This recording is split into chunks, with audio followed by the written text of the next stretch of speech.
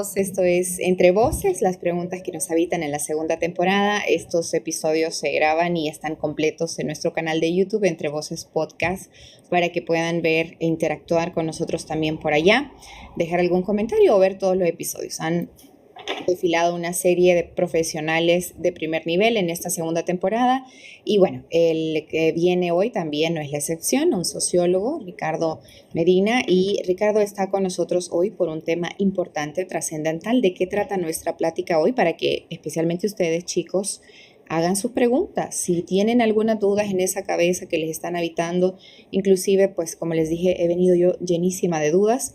Vamos a hablar de la masculinidad. Masculinidad, ¿qué significa ser hombre hoy? Es la pregunta. Y por supuesto el abordaje de este tema central con el respeto y con la seriedad que merece la evolución, la deconstrucción y la resignificación de la masculinidad en esta sociedad contemporánea. Vamos a alejarnos de las culpas para buscar responsabilidades más afectivas y también la conciencia estructural. Así que, Erra, para que presentes a nuestro invitado, a quien le doy la bienvenida desde ya. Mucho gusto, Ricardo. Gracias por su tiempo, que yo sé que es tan valioso y esperamos poder compartir todas esas ideas. Pues un placer. Buenas noches a todos y todas y a los que nos están viendo o nos van a ver en YouTube. Hoy vamos a hablar, como bien decías, Ethel, de qué implica o qué es la masculinidad, qué significa ser hombre.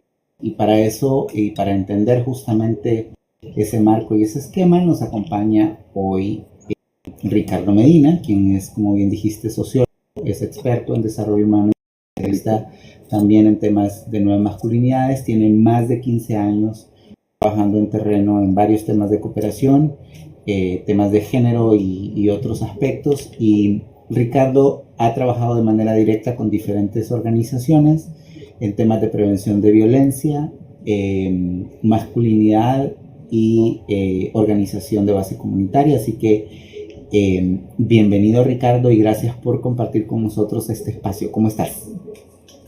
Gracias, Ricardo. Buenas noches. Estamos bien. Sí, igual que esta es la conversa que tenía antes de que si tanto de lo que está pasando alrededor del mundo también es como difícil estar bien, ¿verdad? Pero sí, es un placer. Gracias por darme el espacio para poder conversar de este tema que pues, está poniendo de moda. Realmente en los últimos años realmente el tema de masculinidades ha cobrado auge, pero vemos que los comportamientos en la práctica y los efectos que se dan en las estadísticas de lo que está ocurriendo en Honduras, como que no estamos haciendo de todo bien esos procesos de construirnos, ¿verdad? Entonces, aquí vamos a compartir desde mi experiencia, de lo que he logrado indagar y lo que he logrado trabajar a nivel con distintos tipos de hombres, ¿verdad? O con jóvenes, con líderes religiosos, con personas de comunidad. Sí, entonces podemos encontrar más luces y aprender mutuamente sobre el tema. Gracias, Ricardo. Y justo para situarlos a todos en un poco en la línea de lo que vamos a conversar hoy, vamos a ir en una línea entendiendo un poco qué significa justamente este tema de la masculinidad, pero entendiendo los mandatos y los elementos culturales que hay sobre la mesa, y este tema de las etapas del hombre y qué implica ser hombre en esas etapas, y luego el verdadero significado de construirnos, para hablar después de todo el tema de la polarización y de la moralización en el tema de, pues obviamente, de la masculinidad. Y es que, digamos, hablando un poco de la arquitectura del poder, desde que nacemos se nos inserta un chip sobre lo que implica la autoridad, el éxito y el tema de ser hombre.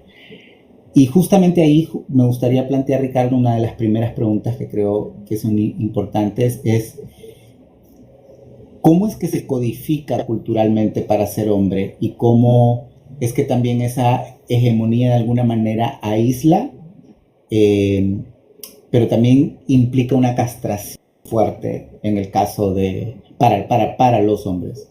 Bueno, desde mi lado óptico, desde lo que he logrado ver y más que leer y que hacer el análisis académico, teórico sobre el tema, es realmente cuando uno va a campo y habla con hombres y trata de trabajar esta temática orientada a hacer cambios de comportamiento. Por eso es que esto también, los resultados del trabajar masculinidades es bien complejo, tiene que ser permanente, tiene que ser sistemático, tiene que ser integral para que veamos los resultados realmente en cambios de comportamiento. Nosotros nos acostumbramos a tener rutinas, a arraigarnos a comportamientos que es sumamente difícil cambiarlos, sobre todo en la adultez.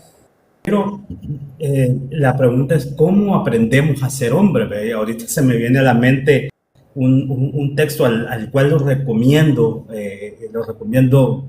de manera fuerte. Hay una organización en Costa Rica que se llama el Instituto, que trabaja el tema de masculinidades. Ellos han llegado a nivel de la región súper exitosos de el tema de la masculinidad orientada para reducir la violencia contra las mujeres y hacer cambios de comportamientos. Ellos tienen un texto que se llama ¿Cómo aprendemos a ser hombres? Súper. Y es al estilo Rius, que es con caricaturas, bajo el esquema de la educación popular, súper sencillo, súper amigable, con ejemplos del diario vivir que tenemos. Y ahí va construyendo cómo la masculinidad, que se refiere a ese conjunto de características, comportamientos, roles que la sociedad espera de nosotros, ¿verdad? O las expectativas que tiene la sociedad de nosotros como hombres, y que se nos atribuye a nosotros como hombres. Esa situación realmente es alrededor de esa construcción social, de cómo nosotros se nos generan expectativas en nuestra niñez, en nuestra adolescencia, en la adultez y en la vejez. Eso va generando toda una carga para el hombre que nos va limitando. Nosotros tenemos que adaptarnos o tenemos que responder a lo que está esperando una sociedad específica. Entonces, no es una cualidad inherente o biológica, sino que es una construcción social, ¿verdad? Que varía según la cultura, según el contexto histórico. Pero la teoría nos dice que existe una masculinidad hegemónica, que es la que a nosotros se nos impone, la que nosotros así, que eso es muy similar, y para que hagamos el ejercicio mental, muy similar al posicionamiento político cuando no se estudia la política. Que la tradición, que mi abuelo, que mi papá, él me heredó eso, y que es la tradición de la familia, yo tengo que seguirlo. Algo similar sociológicamente sucede en el proceso de socialización con nosotros los hombres, ¿verdad? Que la masculinidad hegemónica es un modelo cultural, ¿verdad? De comportamiento masculino, que se considera dominante y que se impone como el ideal a seguir. ¿Qué es lo que debemos de seguir? ¿Cuál es la pauta de comportamiento que nosotros tenemos que desarrollar para encajar y para llenar esas expectativas que tiene la sociedad de nosotros? Y muchas veces eso es a expensas de otras formas de ser hombre, ¿verdad? Y sobre todo de las mujeres, ¿verdad? Bajo esa cultura, la masculinidad hegemónica es parte de la negación de qué es ser mujer. Y de ahí viene el caldo de cultivo ideal para el comportamiento machista, para el comportamiento misógino, ¿verdad? Que realmente nosotros realmente lo imitamos y se nos impone y en el comportamiento, con las tradiciones, con los colores que nos seleccionan, con los juguetes que nos compran desde pequeño. Entonces se va configurando una forma de comportamiento que a nosotros realmente a la larga nos genera una carga, un peso que realmente pasa factura sobre nosotros. Y en la adultez es donde cobra mayor trascendencia y a nosotros nos transgrede de alguna manera. Pero como no estamos construidos para quejarnos, para decir yo no puedo, para decir ay me complica esto, entonces silenciamos eso. Como decías, hay una censura al interno de nosotros como hombres que nos provoca en alguna medida muchas crisis a las cuales no podemos exteriorizarlas porque no ser hombre. Entonces eso nos genera se nos complica de muchas maneras el comportamiento que vamos a tener en la familia, en la pareja, en la sociedad en general. Y es que eso es súper interesante y ahí por ahí Cano Lasco pone algo de la construcción que no lo vamos a abordar ahorita, pero después lo vamos a retomar. Después vamos a retomar el punto de Cano Lasco, porque digamos es uno de los puntos de la conversación, pero ya en las etapas más avanzadas. Pero ahorita justamente sobre lo que decías de este rol hegemónico que establece y que de una u otra manera también implica no solo el estatus y de todas las implicaciones, sino el hecho de que ser hombre tiene un patrón específico, una conducta específica,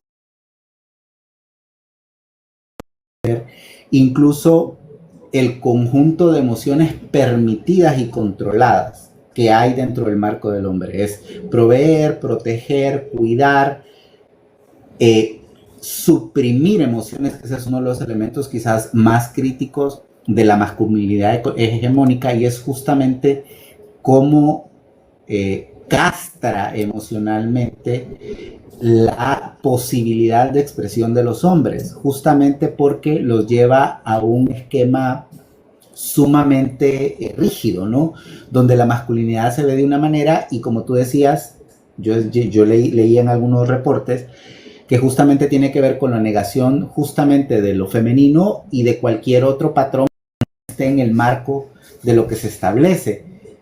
Y este es un patrón que se reproduce en todas las estructuras sociales y que definitivamente vuelve de manera normativa, coercitiva e institucionalizada toda esta práctica y esta lógica. Y digamos que eso es lo que hace justamente, Ricardo, lo difícil de hablar de, o de lo complejo que es hablar de la transformación de la masculinidad, ¿cierto?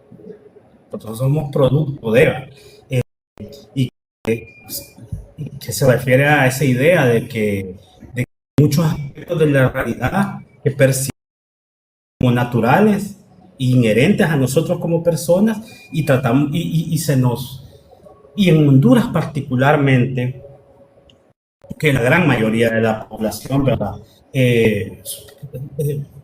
Para eso, precarios, poca educación y educación formal a nivel de las instituciones. Esto realmente está a un lado, el tema de cuestionar la masculinidad en el hogar, en la escuela, en la sociedad en general, es sumamente limitado, pero nosotros somos ese producto de esa interacción humana, ¿verdad? En el lenguaje, en las convenciones culturales, donde nosotros aprendemos muchos de estos comportamientos, y ahí es donde se nos construye esa masculinidad, ¿verdad? De que tenemos que ser fuertes, tenemos que ser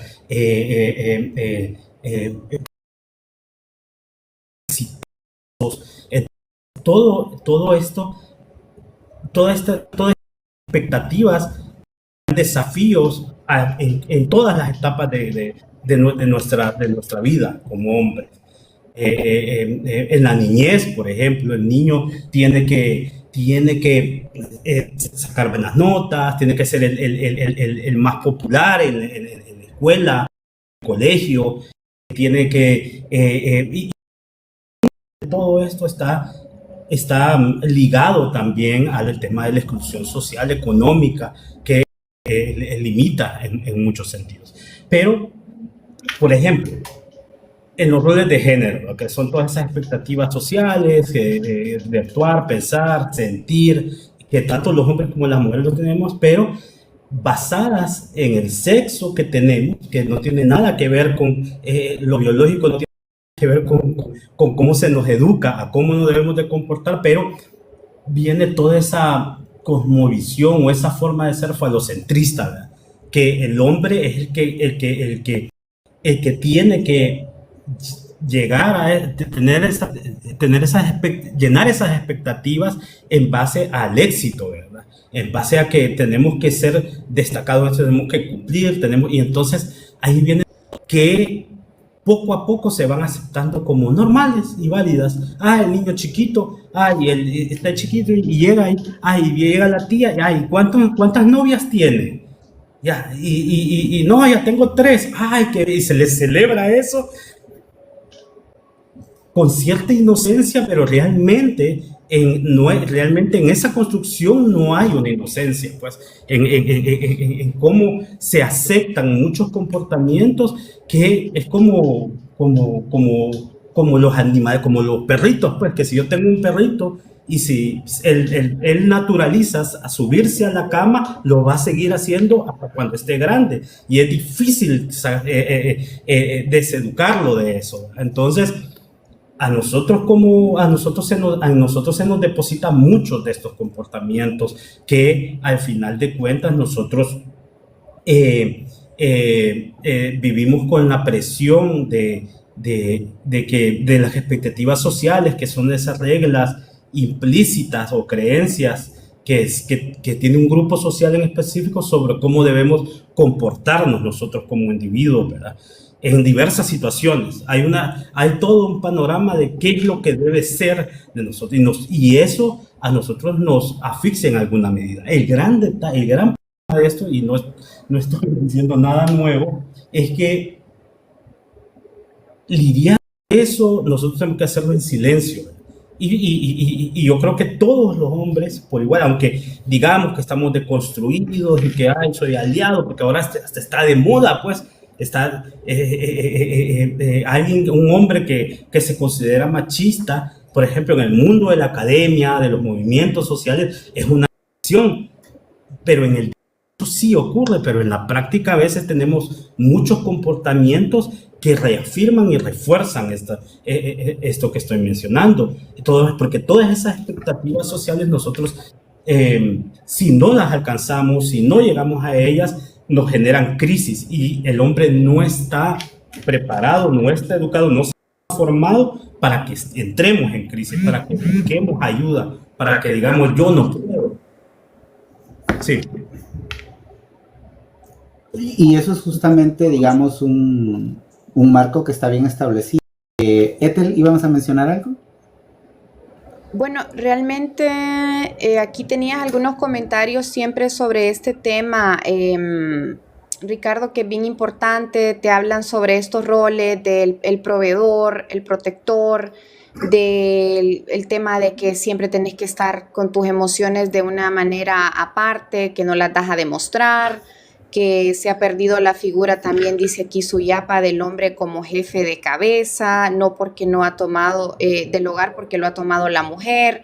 Y luego, la famosa frase, ¿no?, de los hombres no lloran, que creo que es de las más letales, las que más ha destruido saludes mentales y espíritus de hombres, porque pues todos somos humanos, Ricardo, y estamos hasta cierto punto gobernados por emociones, ¿verdad? Para que si tú quieres interactuar con alguien de la audiencia, que te están dejando muchos comentarios, bienvenidos, gracias. Has logrado 52 conectados ahorita y no se van, así que yo creo que sí tienen muchas preguntas, muchas dudas que les habitan, Ricardo.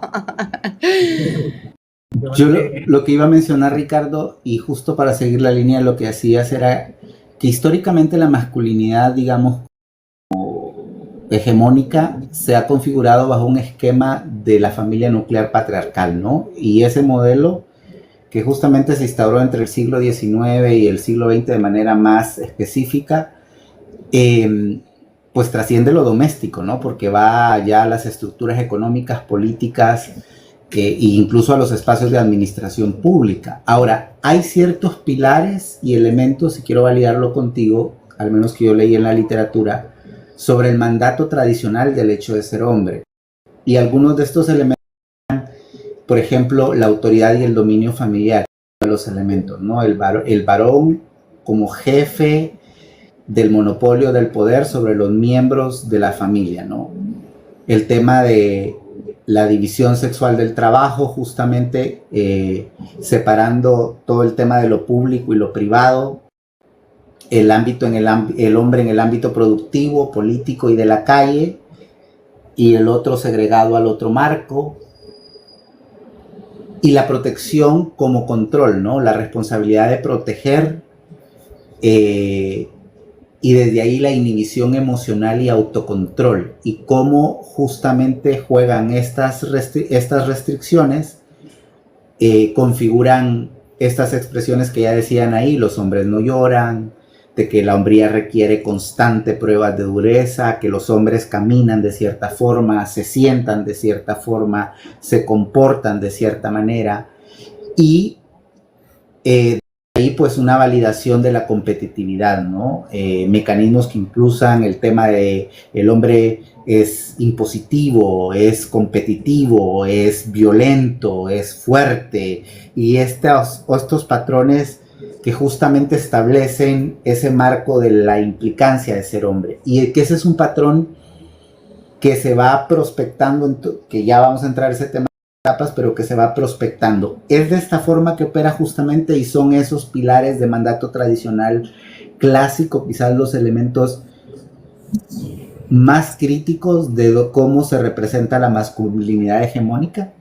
Sí, yo cuando trabajo esto con audiencia comunitaria, son dos formas bien pedagógicas de entenderlo. Uno es que el hombre siempre está orientado al tema público y la mujer, por lo general, es relegada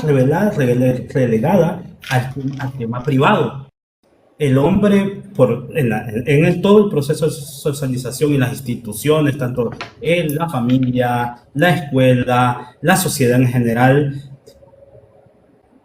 que genera una división de roles entre lo público y lo privado, ¿verdad? Que han estado marcadas por esa construcción social que nos asigna a nosotros los hombres el espacio de lo público, ya sea en la política, en la economía, en las decisiones comunitarias, bajo la idea de que el papel nuestro es proveer, liderar y proteger. Esas tres cosas. Nosotros son tres cargas que las debemos desarrollar durante toda la vida. ¿Y por qué? ¿Por qué tratarlo con el hombre? ¿Por qué debe de abordarse? Porque yo creo que el auge de las masculinidades, de trabajar las masculinidades, surge por los altos índices de violencia. El que perpetra la violencia contra la mujer, en la gran mayoría de los casos, es el hombre. Nosotros ejercemos violencia en diferentes niveles, en diferentes áreas. Pero si nosotros, así como somos parte del problema, podemos ser parte de la solución. Pero en esa trivialidad de proveer, liderar y proteger, es donde el valor se mide por la capacidad de controlar, de decidir y de representar. Lo que decía Suyapa en el comentario, que el hombre ha perdido la figura como jefe y cabeza de hogar. Eso nos puede dar en el ego a muchos hombres. Y realmente, que has trabajado tú también, que has trabajado mucho el tema de desarrollo, uno descubre que a nivel comunitario, en la sociedad hondureña y centroamericana, yo creo que latinoamericana en la gran mayoría, la mujer tiene un rol de liderazgo, de participación, que el hombre ha sido desplazado de eso. Y no realmente porque el hombre ya no le interese, sino que la forma como lo ejerce está explícita la violencia de una forma o de otra. Entonces, representar la familia, la comunidad, los espacios de la responsabilidad, de cuidar de producción social, genera una dualidad en ese rol que tenemos como hombre, que nosotros realmente nos enfrentamos a toda esa situación de responsabilidad de llenar esas expectativas, de lo que tenemos que hacer para que nos consideren respetables y exitosos. detalle de eso es que la realidad está adversa a eso. La realidad realmente nos desafía a que cada vez es más difícil ser ese hombre exitoso que se nos plantea como el ideal a lo que tenemos que llegar. Cada vez la sociedad está orientada a aplastarnos de una forma, a través del modelo económico, a nivel de la participación política, etcétera. Entonces, esa genera un sentimiento de frustración y nosotros como hombres no estamos educados para hablar esto, para hablarlo. Simplemente el hecho, no estamos hablando ni siquiera de cosas mucho más complejas y mucho más de primer mundo que ir al psicólogo, hablar o buscar ayuda profesional sobre nuestros problemas, decir no, yo no puedo cumplir con esto. Para nosotros eso está directamente ligado a afectarnos nuestro ego como hombres. Y si yo mi hombría no la tengo al nivel que yo creo que esperan de mí, eso me hace un fracasado. Y los hombres, la gran mayoría de los hombres, no estamos preparados para lidiar con todas esas emociones. Y al lidiarlas con esas emociones, las reprimimos, las ocultamos y obviamente eso nos genera un montón de problemáticas, en nuestra psiquis que al final se materializan en nuestro comportamiento. Y ahí es donde vienen todos los problemas de misoginia, con mucha facilidad llegan que es el por ejemplo. Y ese es un tema, ¿verdad? Sí, ese es un tema. Ricardo, yo lo único... Pero, sí. No, bueno, si quiere termínelo, pero hay algo que sí me preocupa y es que sabemos de las estadísticas de cuántos están asistiendo a terapia, por lo menos a nivel de país, de Latinoamérica, de Centroamérica. ¿Qué sabe usted de grupos de apoyo, de redes? Porque sí, esa frustración no contenida es una bomba de tiempo o una olla de presión. Es sumamente limitado. Incluso en Honduras, en Centroamérica, a excepción de Costa Rica, el tema de trabajo con hombres está muy poco documentado. Por ejemplo, en el caso del suicidio, vamos a decir de por vivir, ejemplo, en el 2025, porque no nos bajan el live, vaya.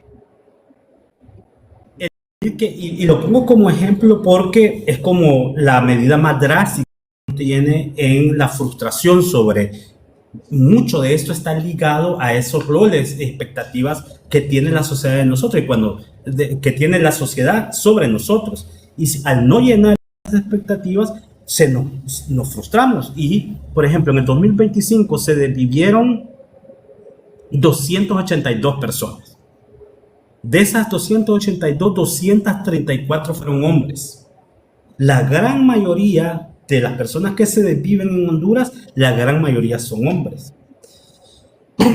Y en sus diferentes edades, rangos de edades. Incluso llegar a esos datos es bien difícil porque no se desglosa las causas, las motivaciones, solo queda como una estadística, como tipo el Observatorio de la Violencia, que contamos muchos muertos, pero al ver, sí, la violencia, pero violencia ¿cómo? ¿Por qué? ¿Qué ocurrió? Entonces, el glose para digerir ese dato, pero en la gran mayoría de ellos, en la gran mayoría de casos, donde un hombre que ya tiene un hogar, que tiene hijos y que se desvive, en la gran mayoría está ligado a esas frustraciones de que no puedo proveer, no puedo darle la educación que quieren mis hijos o que deberían de tener, no puedo comprar una vivienda, no puedo tener servicios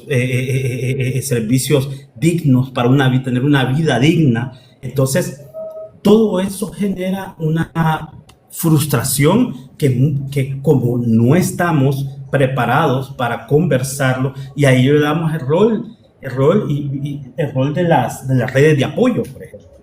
La gran mayoría de hombres tenemos amigos, tenemos camaradas, compartimos, tenemos tiempo para salir divagando, pero no hablamos de nosotros con honestidad. por ejemplo, es escaso, son los hombres que tienen redes de apoyo donde puedan hablar de estas temáticas, donde no, yo me estoy dejando con mi pareja, o mi pareja se fue con otro. Esa situación puede desbordar a muchos porque está íntima. Supiste dominar, esa mujer se te salió de control. Todos esos señalamientos son sumamente orientados a atacar el ego del hombre, y ahí es donde nosotros no podemos lidiar con esas situaciones, con las frustraciones, con la impotencia, porque no estamos preparados para eso. La masculinidad hegemónica nos pone expectativas y metas alejadas de lo que realmente puede ser nuestra situación real, en la educación, en lo laboral, hasta en lo laboral. Incluso hay situaciones de que por ejemplo, yo he estado en espacios laborales donde si hay un compañero que tiene una orientación sexual diferente, los hombres se sienten amenazados por eso.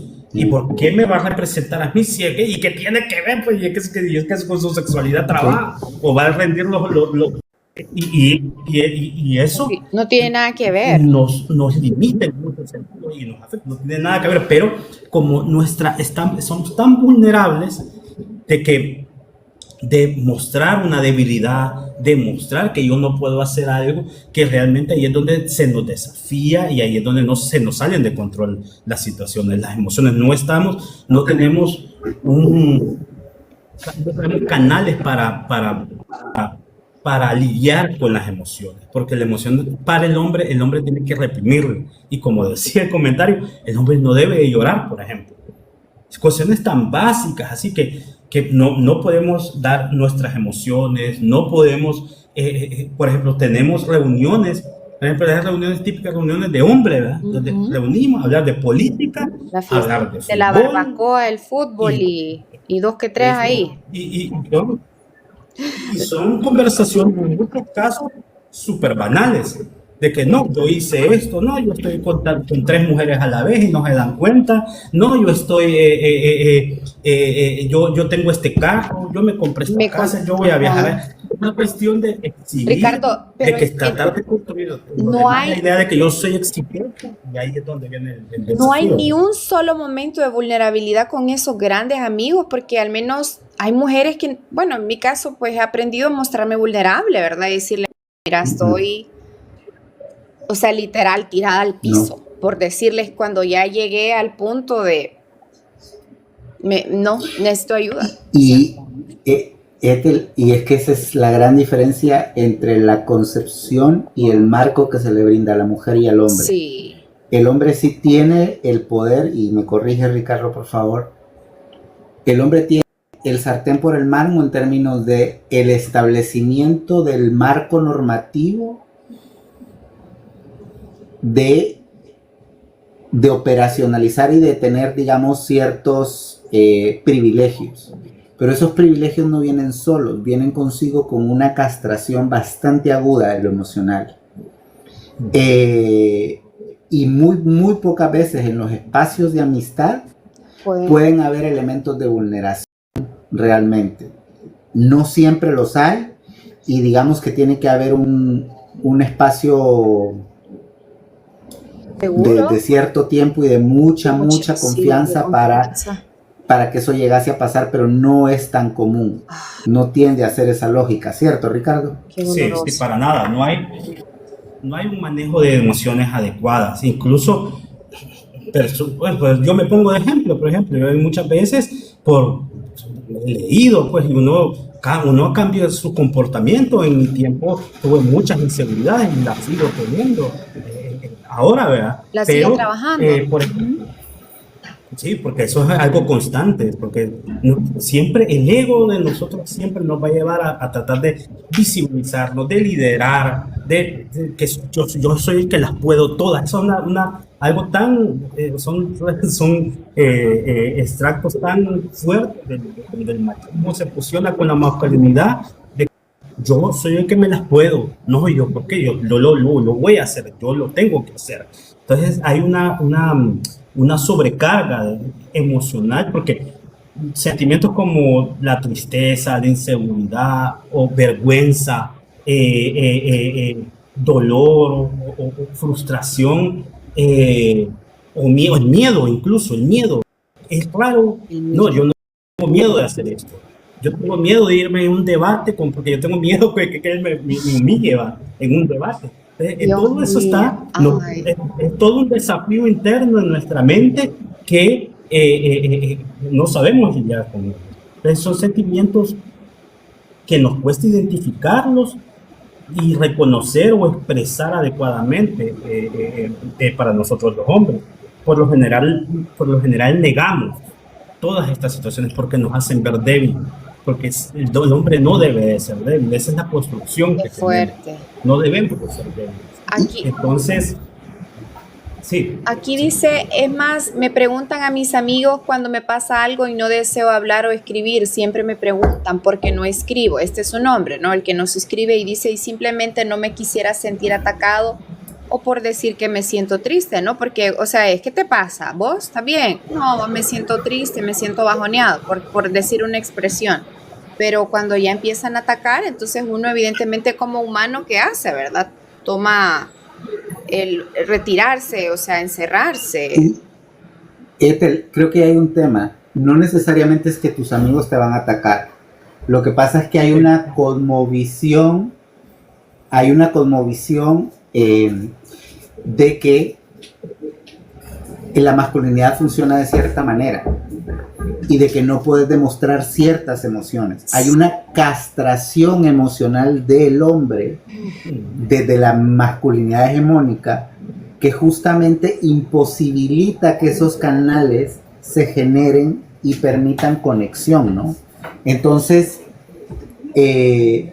no se trata de que van a actuar de esa manera, sino que el mismo sistema te hace creer esto y no puedo porque me voy a ver vulnerable, me voy a ver sentir de esta forma y me pueden atacar. Y lo que voy a evitar es evitar sentirme vulnerable, mostrarme vulnerable, evitar entrar en esta cápsula que rompe ese esquema de lo que es ser hombre y de la masculinidad en sí misma. Y eso es lo complejo. Ayer que decía Katia de cómo el opresor también se oprime a sí mismo, eso tiene que ver mucho con el tema de la masculinidad, ¿no? Y leía por ahí que este modelo tiende a generar un desbalance emocional sostenido, originando y reforzando a través de heridas generacionales que se van perpetuando en esquemas de segregación y discriminación continua. Entonces, como lo hemos venido, eso es como todo aprendizaje social, y quizás, Ricardo, justo puedes profundizar sobre eso. Justamente este patrón aprendido, que puede ser muy tóxico, se va reproduciendo y reinstalando y modificando y reinventando constantemente de generación en generación. Carlos.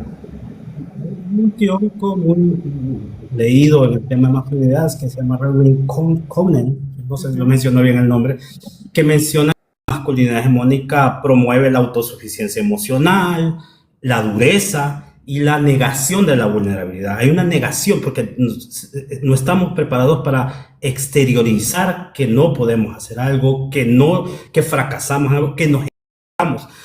Entonces la responsabilidad, porque no hay una responsabilidad afectiva. Todo esto se resume en que no existe una responsabilidad afectiva, porque la responsabilidad afectiva implica cuestionar ese mandato social, cultural que nos enseña a los hombres, nos enseña a nosotros a reprimir nuestras emociones, a evitar conversaciones incómodas, a desentenderse del impacto emocional de las decisiones que tomo. Y ahí es donde hay muchos problemas de convivencia, y creo que en la pandemia fue donde se visibilizó con mucho más, porque la pandemia hizo que el cabeza de la casa, el proveedor, estuviera viviendo con su esposa, con sus hijos las 24 horas del día. En el hogar, ahí. las estadísticas de violencia doméstica en el periodo de pandemia se dispararon históricamente. Tal vez ahí estaba, pero no era tan visible como en esa época. Y eso quiere decir, la interpretación de eso es que el hombre no está formado para eso, porque yo soy proveedor, trabajo, gano sueldo, llevo, doy para la escuela, pago la renta y cumplo con las cuentas. Ok, ahí terminó mi rol. Puedo estar el domingo viendo a Narrala, hablando de fútbol, esperando que mi esposa me lleve mi desayuno a las 10 de la mañana al mueble y echarme mis cervezas en la tarde con mis aleros y llegar violento a la casa ebrio. Entonces, toda esa situación, a nosotros realmente no tenemos las herramientas, primero individuales, después en el hogar y en la sociedad. Por ejemplo, yo estuve en un programa donde está el tema de violencia, y hicimos una exploración para trabajar el tema de masculinidades. Por ejemplo, con jóvenes y con adultos, con líderes comunitarios, hombres que tenían liderazgo comunitario, estaban jefes de patronatos, pastores, líderes juveniles, etcétera. Me acuerdo que el primer taller eran 90 hombres. ¡Wow! Pucha, qué buena convocatoria. Digamos, cuando se desarrolló el primer tema, donde hablamos de esto, para el segundo taller, que era otro fin de semana, de 90 pasamos a 30 hombres. Y yo indagué, porque no llegaron, los llamo. ¿Qué pasó, pastor? ¿Por qué no llegó? ¿Qué pasó, líder de patronato? Pues no llegó.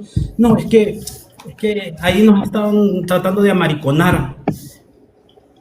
¿Pero por qué? ¿En qué? No, es que esa vaina de que nosotros, si yo no, porque me están diciendo que no, me están haciendo ver débil. ¿Y qué va a decir mi mujer? ¿Qué van a decir mis hijos? Que soy alguien que no puedo controlar mi hogar. Entonces, esas son las reacciones debilidad bien generalizadas y en todos los espacios y en todas las clases sociales, ¿verdad? No es una cuestión también de acceso a educación simplemente o de acceso a recursos. No. Y entonces lo vemos con los líderes, ¿no? Los líderes del mundo, o sea, no tengo que irme muy lejos, o sea, muchas de las crisis que tenemos con estos altos jerarcas políticos y situaciones complejas es porque un mal manejo de esa percepción de cómo lo ven o de cómo deben ser tratados o de cómo deben ser reconocidos en ciertos vínculos o ciertos grupos.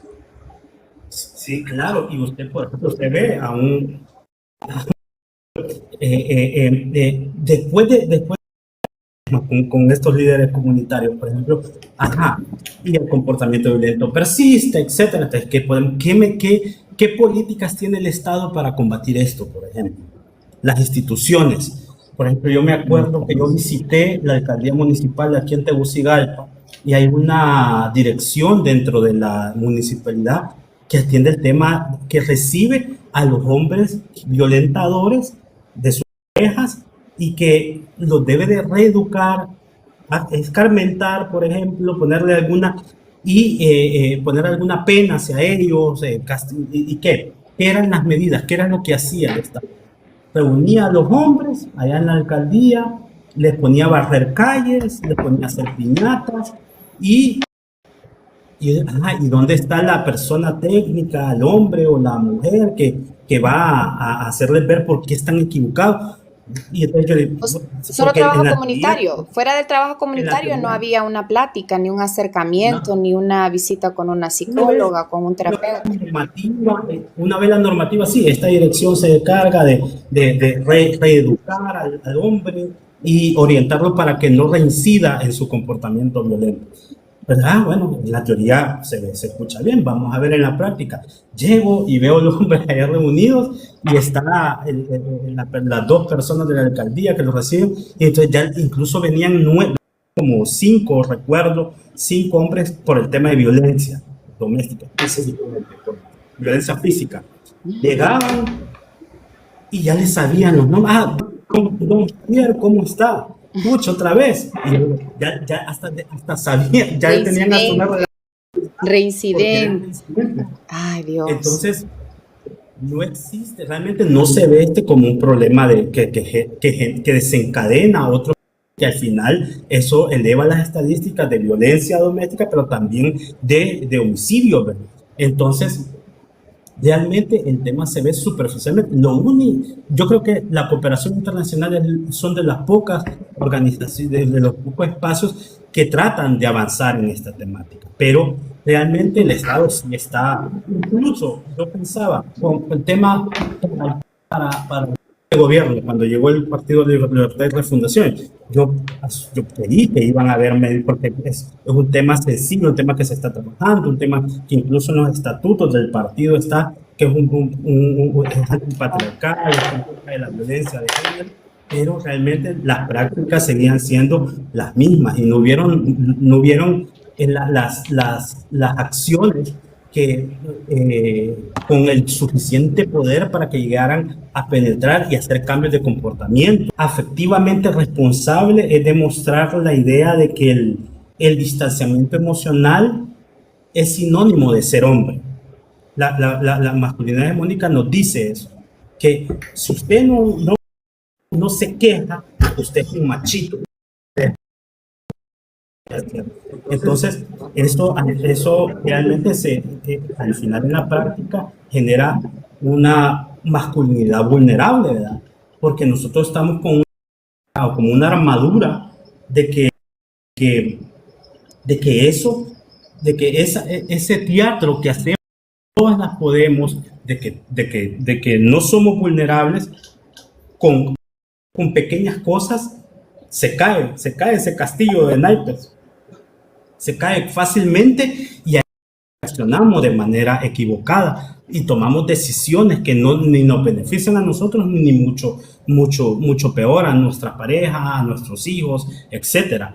Entonces, esa máscara de la masculinidad, yo puedo manejar que guardamos y ocultamos sentimientos y que luego nos explotamos con enfermedades, con violencia, con depresión. Entonces, ahí es donde a nosotros se nos acumulan esas problemáticas, ¿verdad? Porque no tenemos canales para exteriorizar, para incluso simplemente conversarlas. Por ejemplo, una ruptura amorosa, una ruptura de pareja, por ejemplo.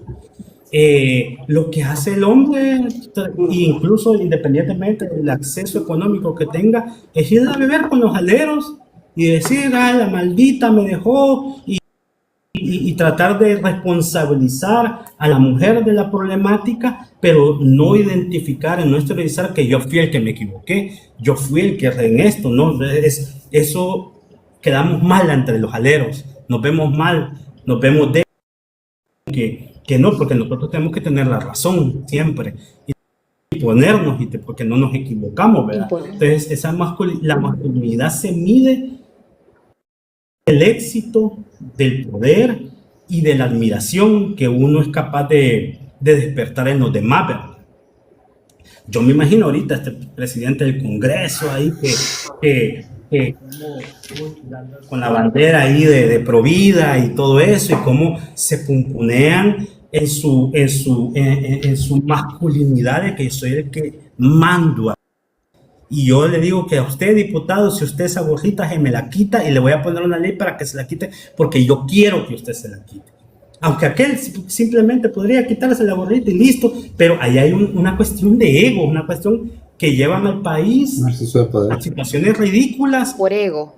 Por situaciones simplemente de ego, y así, digamos, y son los que deciden el rumbo de un país, ¿verdad? Entonces, sí. Por eso vemos que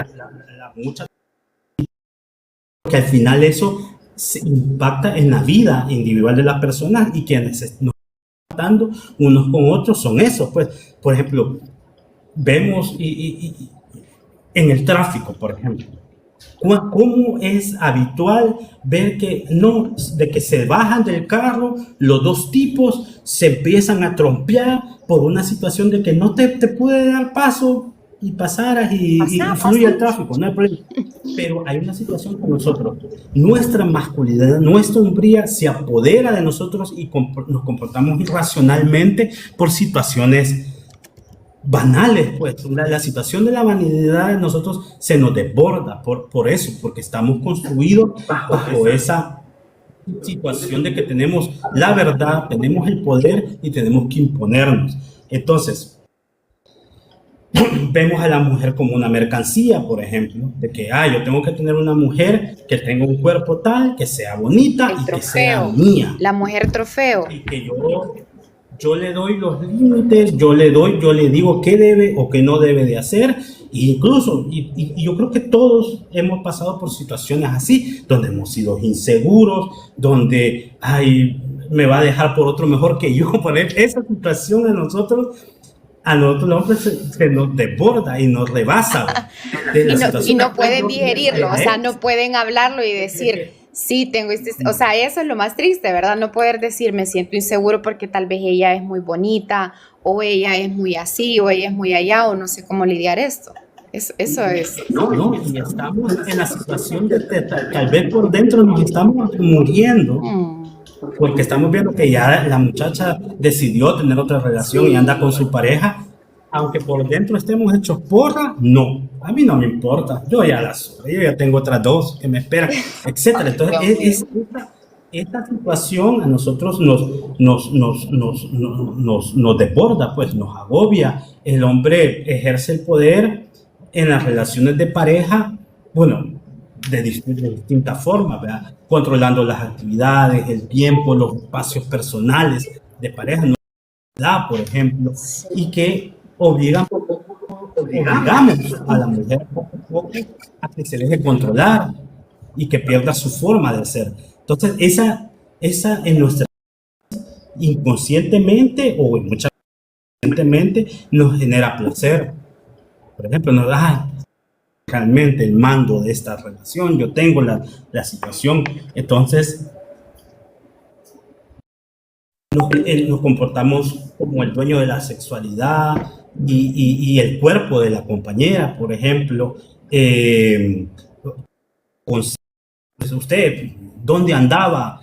¿Qué estaba haciendo? ¿Por qué no me dijo que iba a ir a tal lado? Entonces, yo creo que todos hemos tenido situaciones incómodas donde hay una discusión entre amigos porque la pareja llegó y que de repente estábamos reunidas, ella con sus amigas, y llegó el hombre ahí. Entonces, yo creo que muchos han pasado por esas situaciones y eso es el reflejo que se materializa esa masculinidad hegemónica, que nosotros tenemos que expectativas a las cuales tenemos que llegar y tenemos que responder a ellas. Entonces,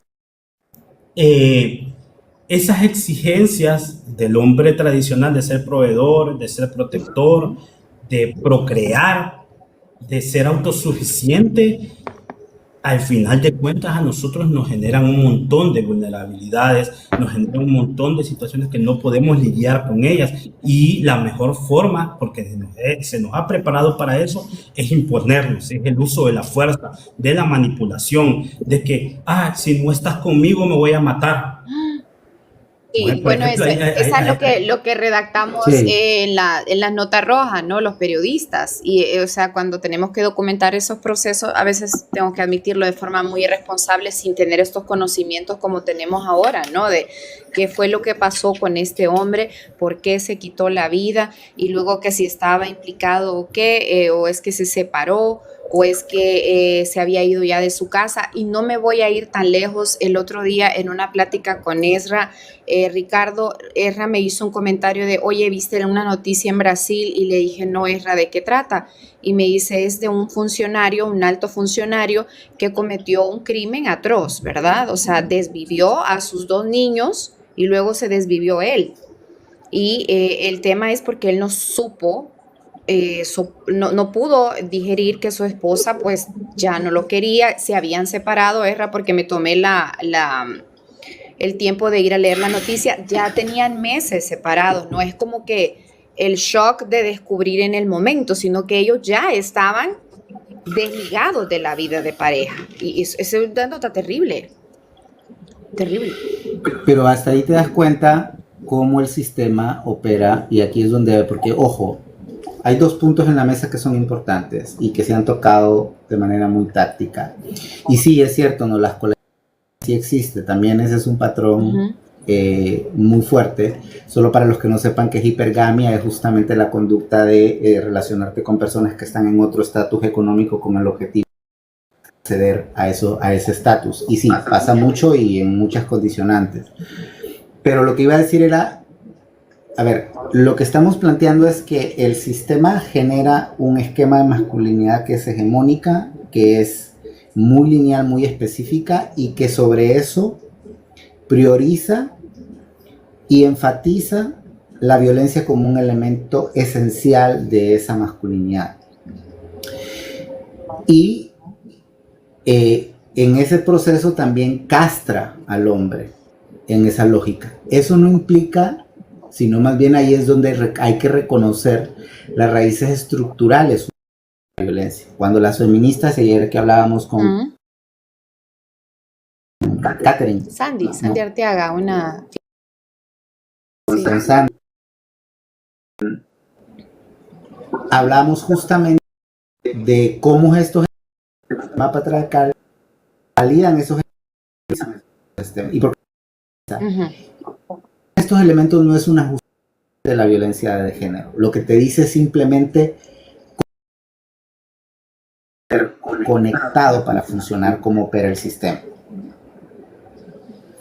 Ese es el elemento crítico aquí. Y en esa nota, y lo saco por lo que tú decías de esta nota, el titular era de hijos y se desvive él porque su esposa lo engañó. Es más, la nota, el objetivo de la nota era desviar la atención del asesinato, de la razón esencial, de la desvivencia por el hecho de que la esposa lo engañó, ¿no? Entonces, hay elementos que también hay que plantear y es justamente lo crítico de la masculinidad hegemónica es eso, ¿no? Y eso me lleva a un punto que no hemos abordado y que sería interesante que hablemos, Ricardo, y es cómo se va construyendo esta identidad hegemónica a lo largo del ciclo vital del hombre, de la etapa evolutiva, a través de los años. Desde la adolescencia era hasta que ya un adulto será o más. Sí, sí, es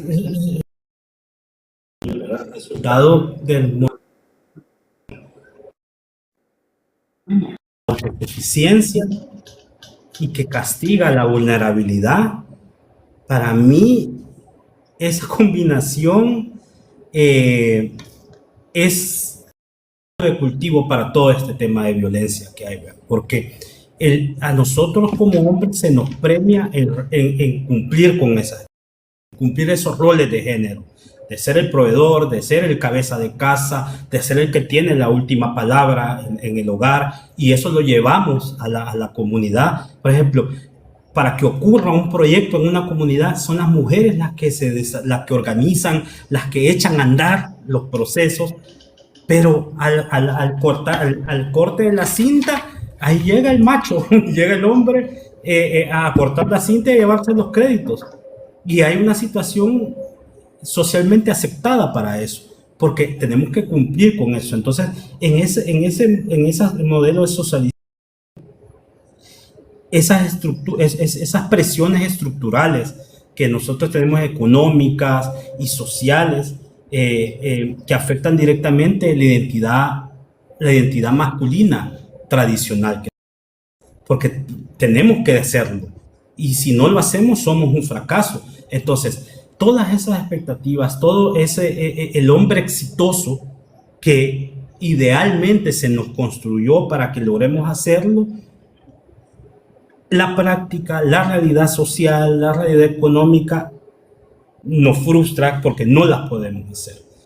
Y ahí es donde vienen todas estas variables de cómo nosotros nos imponemos y tomamos malas decisiones y actuamos de manera violenta. Por ejemplo,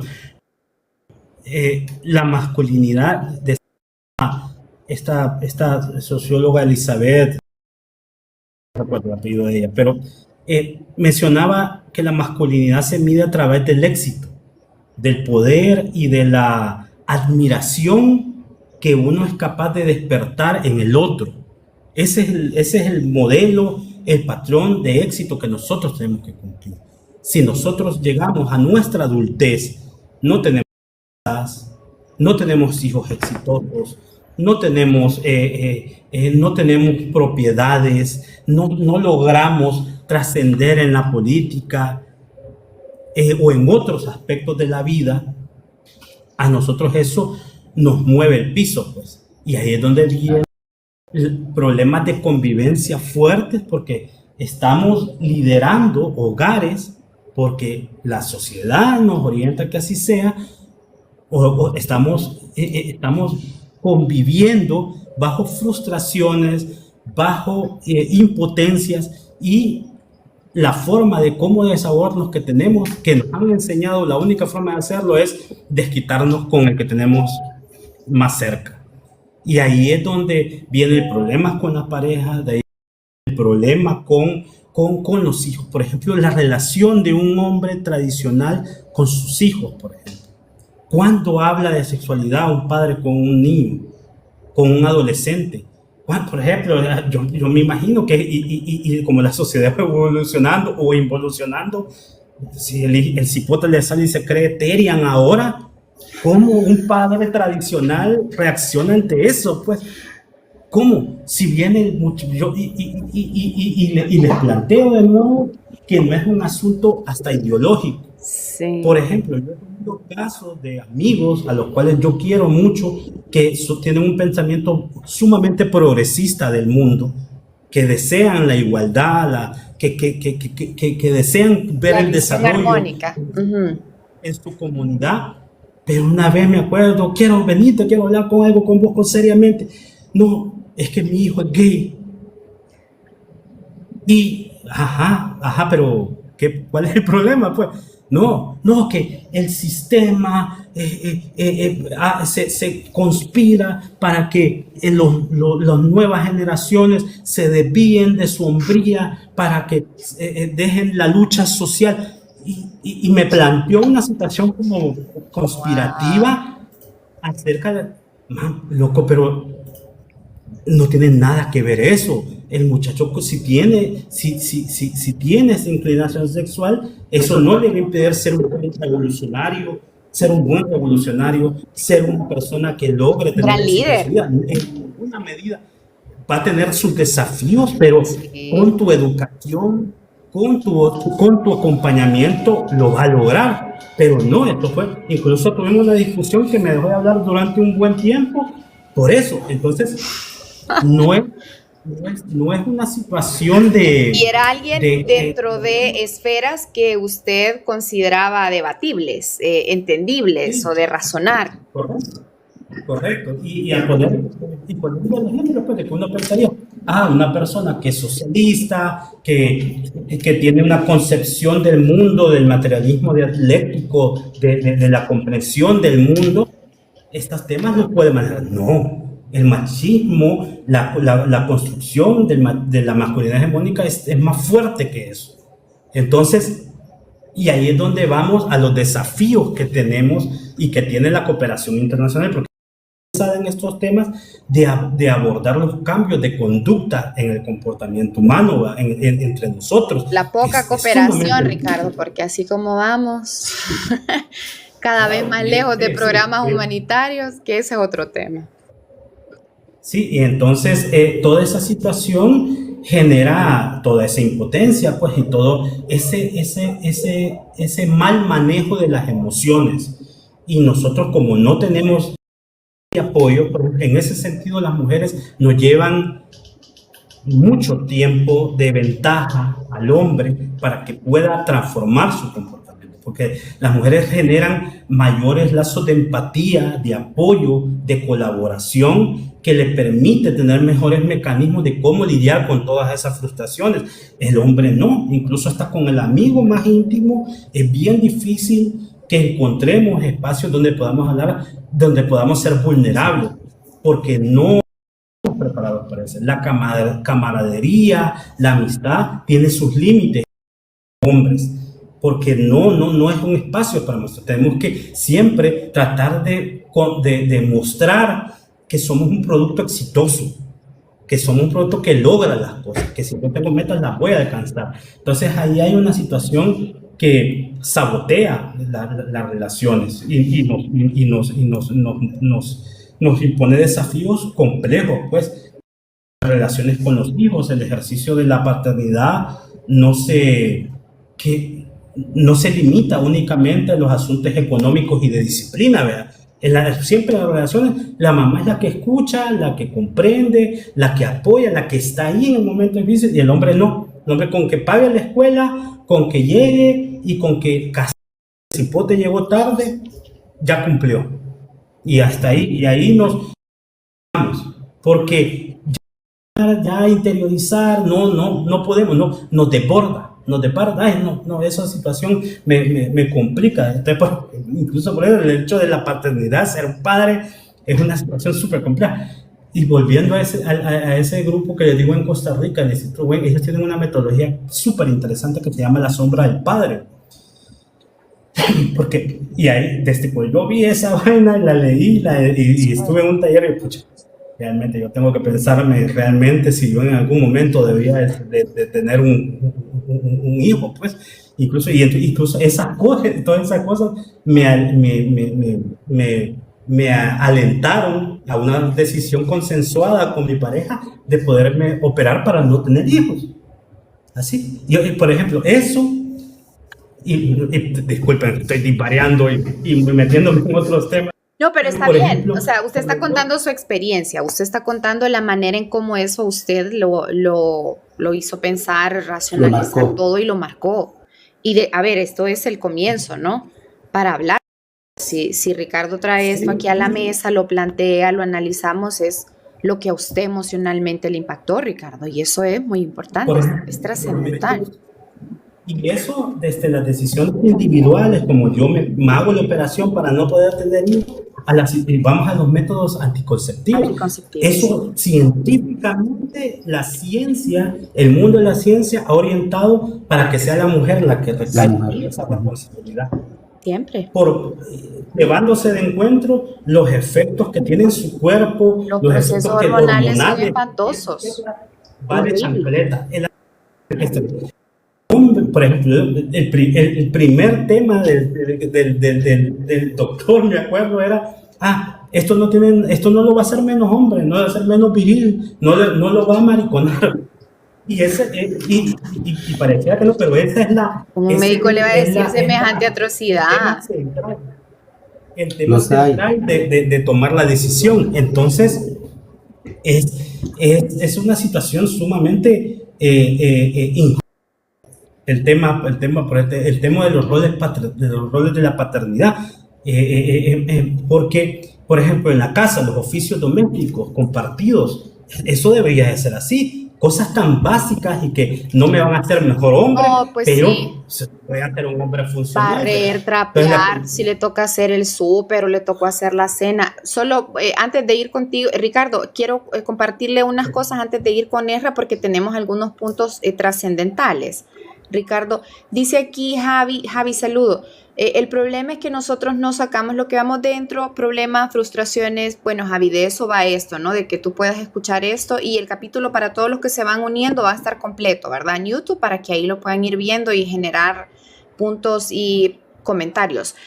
Nolasco dice, así debe de ser, porque mi madre así me educó. Pues bueno, ¿no? Labores de la casa, del hogar, todo lo que pueda hacerse. Ricardo, para que vaya haciendo usted una evaluación y luego tiene un tema que de verdad que no queremos que se nos vaya usted sin abordarlo, para que haga un microcierre.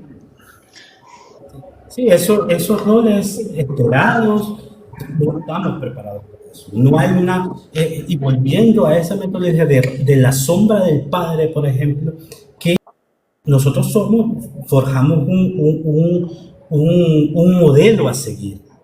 Un niño idealiza a su papá. Yo quiero ser como mi papá, pero si el papá no colabora en las labores de la casa, tiene otro hogar paralelo, tiene otra familia paralela, etcétera, eso realmente marca la vida de una persona. Por ejemplo, en mi ejemplo, por ejemplo, yo tuve un padre ausente, por ejemplo.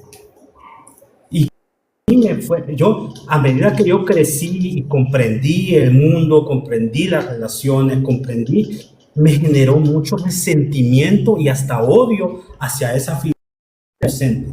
Ay, pero ¿por qué nunca te diste la igual? ¿Quién es tu papá? ¿Dónde está? ¿Qué hace? No, yo si lo tuviera enfrente, yo pensaría en todo lo que tuvo que pasar mi mamá, todo lo que tuvo que dejar mi mamá para por querer sacarme adelante a mí. Entonces, nosotros no estamos preparados, estamos orientados y preparados para el placer, pero no para la responsabilidad, y peor para una afectiva. Entonces, como hay que hacer provida y hay que esa es la línea del Estado, entonces realmente a nosotros estamos alentando un comportamiento sin dar las herramientas para que la sociedad en su conjunto y el hombre en general pueda estar preparado para esas situaciones. Si muchas veces no podemos lidiar ni con las emociones propias, no digamos con las externas, con un hijo, con una madre, lidiar con la situación del desempleo, por ejemplo. La gran mayoría de la población en Honduras está desempleada, la gran mayoría de hombres, y eso genera un montón de situaciones que lleva a tomar una decisión de desvivirse de muchos hombres. Porque no pueden, no ven alternativa y llegan a eso. Tal vez una conversación sincera, plena, sobre una problemática puede ayudarnos a cambiar esas decisiones, pero muchos no tenemos esas herramientas. No, el Estado no ha invertido lo suficiente para que la sociedad pueda y el hombre en su conjunto pueda lidiar con todas estas situaciones. Entonces, por la buena o por la mala, yo tengo que triunfar, y eso lo vemos en todos los espacios. En la política es donde de mayor forma se materializa eso. Y el caudillo tiene que estar ahí, es el que tira las líneas y no escucha porque así es para que él esté así. Así como entonces, se le ocurrió levantarse, así va a dirigir el partido, del lado que se levantó de la cama, así va a ir ese día a dirigir. Y es que eso es mi... Entonces no hay... Sí, continúa. No, que justo eso tiene que ver mucho con lo que decíamos, ¿no? A ver, la masculinidad hegemónica se construyó para diferentes espectros, no solo para lo privado, es también en lo público. Y eso implica la manera en la que el hombre se comporta en sociedad y establece parámetros para vivir en sociedad. Y esa masculinidad hegemónica tiene elementos de castración sumamente fuertes, emocionales, que imposibilitan varias acciones que van más allá de la inteligencia emocional, que tiene que ver con cómo me percibo al ser hombre. Y eso resulta en que esa visión de lo que implica ser hombre y masculino recae y tiene una injerencia profunda en la manera en la que se paternidad y en la manera en la que se establecen relaciones emocionales y en la manera en la que se establecen relaciones de pareja. Y desde ahí es donde justamente lo que decía Ricardo hace que esta en crisis. Y por ejemplo, hay leyes de paternidad responsable, estamos abordando. Si tenemos leyes que trabajen con este tema, como estamos trabajando con las nuevas generaciones para cambiar patrones de género y sobre los mecanismos y las formas en las que implican. Y nadie nos enseña a ser padre y ningún niño viene con un manual debajo del brazo. Pero si a eso le sumas una masculinidad establecida bajo parámetros que te imposibilitan para poder relacionarte de manera eficiente, eso pone en mayor criticidad tu rol de papá, ¿no? Y eso me lleva a un tema que es importante. Ante este esquema, Ricardo, de colapso y de un modelo clásico muy bien fundamentado y establecido, ¿cómo es que juega el tema de la deconstrucción y el tema de las nuevas masculinidades en el mapa? ¿Y por qué son importantes como mecanismos alternativos y para empezar a construir y hablar de qué implica ese tema de la nueva masculinidad que traspasa y justamente ataca los elementos torales de lo que implica la masculinidad hegemónica? Sí, esa es todo un desafío, ¿verdad? Yo creo que, ¿cómo podemos procurar ser un mejor hombre? Esa es La gran pregunta. el objetivo, unidades positivas, unidades corresponsables. Hay muchos apellidos que se le ponen a cómo transformar la masculinidad, ¿verdad? Pero uno creo que es creer más en los sentimientos que tengo o simplemente identificarlos. Yo creo que eso hay que procurar orientar en los talleres, en los proyectos, de que el hombre tiene que saber identificar cuando una situación le desborda, le va a poner, le va a poder cumplir. Entonces creo que ver más en los sentimientos que uno tiene, admitir las propias limitaciones, yo creo que eso es sumamente para tener un,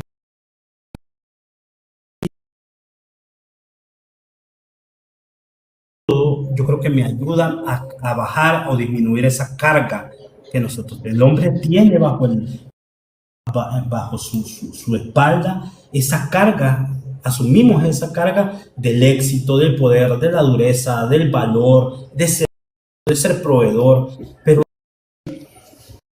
tendemos a cómo limitarnos para alguna situación, a mejorar esa situación. Por ejemplo, admitir que puedo experimentar el dolor físico, emocional, eso también son cosas sumamente básicas, ¿verdad? Sumamente que es de generar confianza, acompañar en los procesos.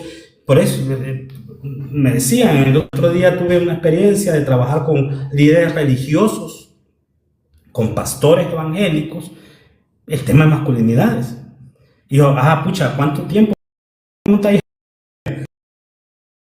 que está difícil, eso debe ser un proceso a largo plazo, a mediano plazo, para orientar, para conocer, para generar confianza. Y un taller de un día, 2 días, vamos a ver conceptos, pero no vamos a profundizar, a tener la confianza. Yo creo que uno de los primeros pasos con el trabajo con el hombre es generar esa confianza donde yo pueda hablar con un par mío o hablar con otro hombre de que yo no puedo, de que yo tengo esta limitación, de que yo tengo este problema que no sé cómo salir de él. Pero entonces tenemos que saber, tenemos que reconocer que puedo tener miedo, que puedo compartirlo con alguien más y que eso me puede ayudar. Romper esa armadura en los metidos, porque esa armadura a nosotros nos impide que salgan muchas situaciones, porque nos vamos a ver mal. Estamos pensando en qué, pensamos más en pensar de mí, en cómo realmente yo me siento, y realmente buscar la ayuda es un desafío para mí. Buscar ayuda, y no estamos hablando de cosas más adecuadas, como ir a un psicólogo, por ejemplo. En la estadística, no tengo el dato, pero sí recuerdo que vi que la gran mayoría de personas que buscan una ayuda psicológica, su gran mayoría son mujeres. El hombre, por lo general, no busca ayuda psicológica. No, eso no es para loco, aparte de la percepción popular que hay de que no, los psicólogos son para locos. No, eso yo no puedo ir a hablar de mi relación de pareja con alguien porque porque ahí me va a tocar decir que yo me equivoqué, que yo no lleno una expectativa en eso. Entonces eso me pone en una situación apremiante y que no estoy preparado para lidiar con ello. Por ejemplo, pedir ayuda sin temor o vergüenza, no guardar todas esas problemáticas que tengo. Incluso con la misma pareja, es bien difícil que un hombre hable de todo eso. Si hay muchas relaciones, la gran mayoría de las relaciones en la sociedad hondureña, la esposa no sabe cuánto gana el hombre, no sabe cuál es su salario, oculta ese dato, porque hay una situación ahí hay muchas inseguridades, hay mucha falta de compromiso. Nosotros nos enseñan también a que el hombre, entre más mujeres tiene, más hombre es. Entonces, poco a poco nos prepara para estar listos, para tener vidas paralelas, y ahí es donde vienen todas estas problemáticas. ¿Pero por qué? Porque se nos ha socializado que eso es un rol esperado que tenemos. Por ejemplo, escuchar a otros sin tener que darle soluciones a sus problemas. Por ejemplo, las posturas, ni escuchamos al otro, pero a él le estamos diciendo qué tiene que hacer. Deja a esa mujer, búscate otra. Ni le escuchamos cuál es la razón, la génesis del problema. No, simplemente tratamos porque estamos formados para ser lo que estamos en lo y mi voz es ley. Entonces ahí es donde vienen todas estas problemáticas. O poder mencionar algo que no puedo hacer sin enojarme. Que me señales sin tener que sentirme que me están atacando. Esa es otra situación, y eso lo vemos en todos los espacios laborales. Es bien normal, es bien común que yo genere una situación de conflicto con un compañero de trabajo porque me está diciendo que lo que yo estoy haciendo no es lo correcto.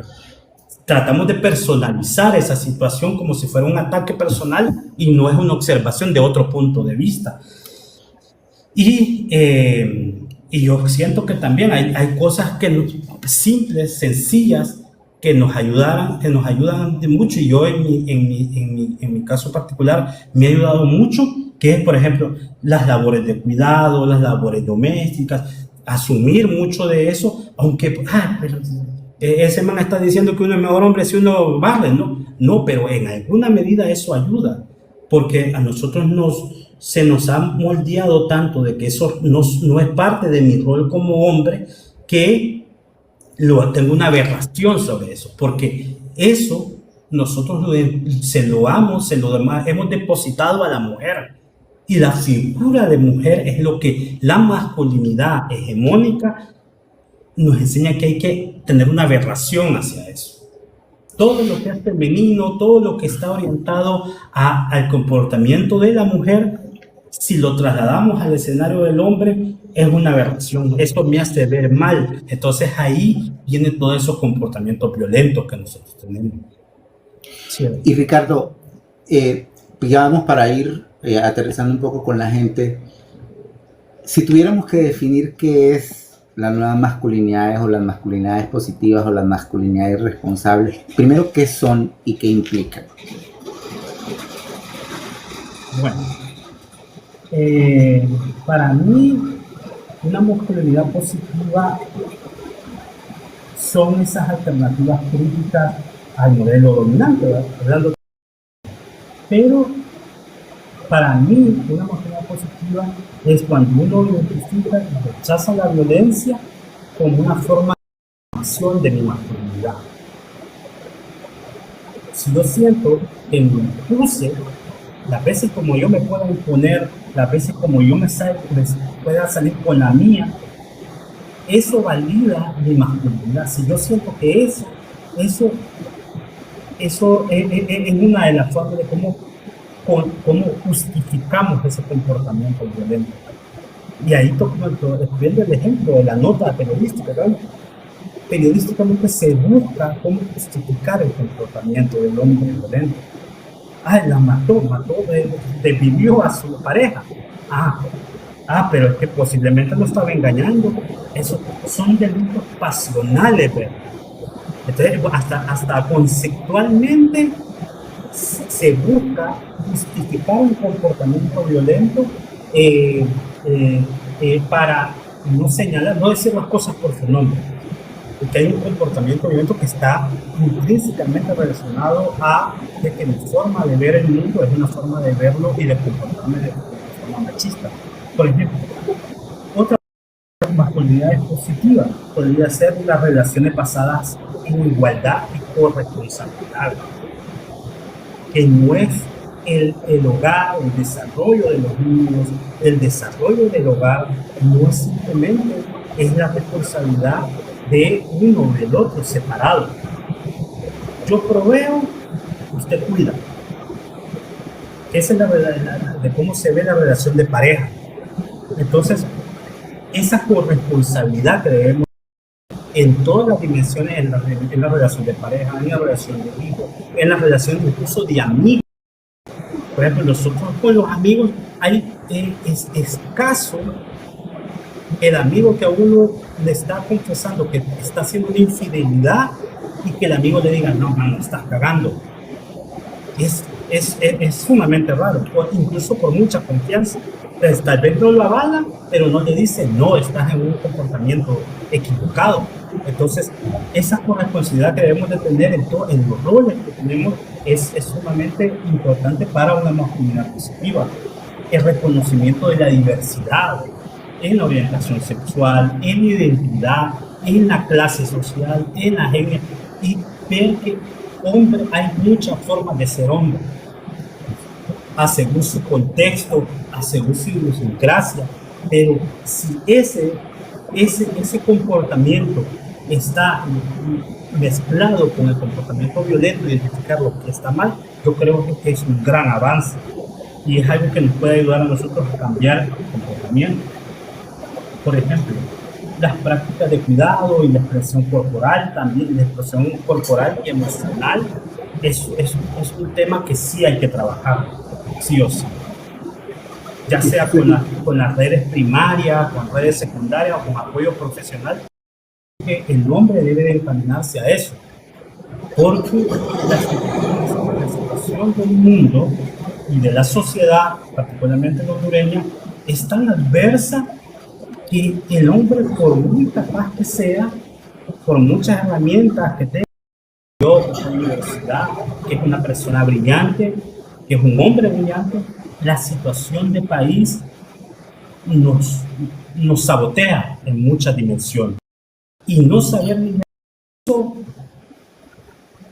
eso es condicionante para una vida frustrada. Y porque esto no va a mejorar, no va a cambiar en un corto plazo en Honduras, no se ve por dónde, pero esa situación de poder tener prácticas de autocuidado es sumamente trascendente.